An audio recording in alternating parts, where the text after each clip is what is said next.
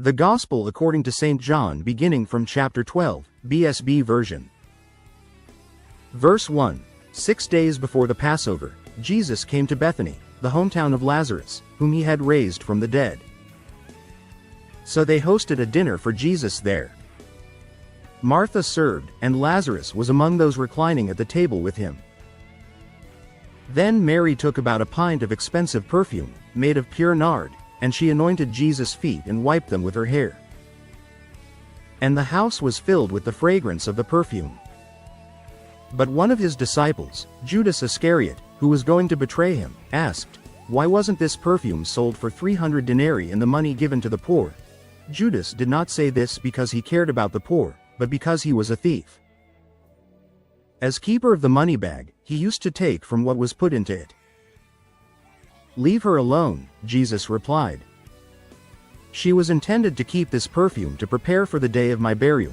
The poor, you will always have with you, but you will not always have me." Verse 9. Meanwhile a large crowd of Jews learned that Jesus was there. And they came not only because of him, but also to see Lazarus, whom he had raised from the dead.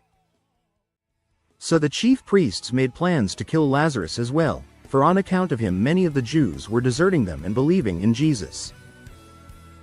Verse 12. The next day the great crowd that had come to the feast heard that Jesus was coming to Jerusalem. They took palm branches and went out to meet him, shouting, "Hosanna! Blessed is he who comes in the name of the Lord. Blessed is the King of Israel." Verse 14. Finding a young donkey, Jesus sat on it, as it is written, "Do not be afraid, O daughter of Zion. See, your king is coming, seated on the colt of a donkey." At first his disciples did not understand these things, but after Jesus was glorified they remembered what had been done to him, and they realized that these very things had also been written about him. Meanwhile, many people continued to testify that they had been with Jesus when he called Lazarus from the tomb and raised him from the dead. That is also why the crowd went out to meet him, because they heard that he had performed this sign. Then the Pharisees said to one another, "You can see that this is doing you no good. Look how the whole world has gone after him." Verse 20. Now there were some Greeks among those who went up to worship at the feast. They came to Philip, who was from Bethsaida in Galilee, and requested of him, "Sir, we want to see Jesus." Philip relayed this appeal to Andrew, and both of them went and told Jesus. But Jesus replied, "The hour has come for the Son of Man to be glorified. Truly, truly, I tell you, unless a kernel of wheat falls to the ground and dies, it remains only a seed, but if it dies, it bears much fruit. Whoever loves his life will lose it, but whoever hates his life in this world will keep it for eternal life. If anyone serves me, he must follow me, and where I am, my servant will be as well. If anyone serves me, the Father will honor him. Now my soul is troubled, and what shall I say? Father, save me from this hour. No, it is for this purpose that I have come to this hour. Father, glorify your name." Then a voice came from heaven, "I have glorified it, and I will glorify it again."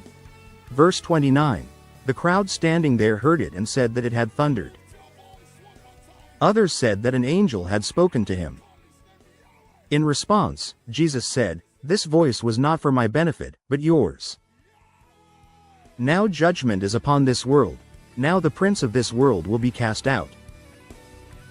And I, when I am lifted up from the earth, will draw all men to myself." He said this to indicate the kind of death he was going to die. The crowd replied, "We have heard from the law that the Christ will remain forever. So how can you say that the Son of Man must be lifted up? Who is this Son of Man?" Then Jesus told them, "For a little while longer, the light will be among you. Walk while you have the light, so that darkness will not overtake you. The one who walks in the darkness does not know where he is going. While you have the light, believe in the light, so that you may become sons of light." After Jesus had spoken these things, he went away and was hidden from them. Verse 37. Although Jesus had performed so many signs in their presence, they still did not believe in him. This was to fulfill the word of Isaiah the prophet. Lord, who has believed our message? And to whom has the arm of the Lord been revealed?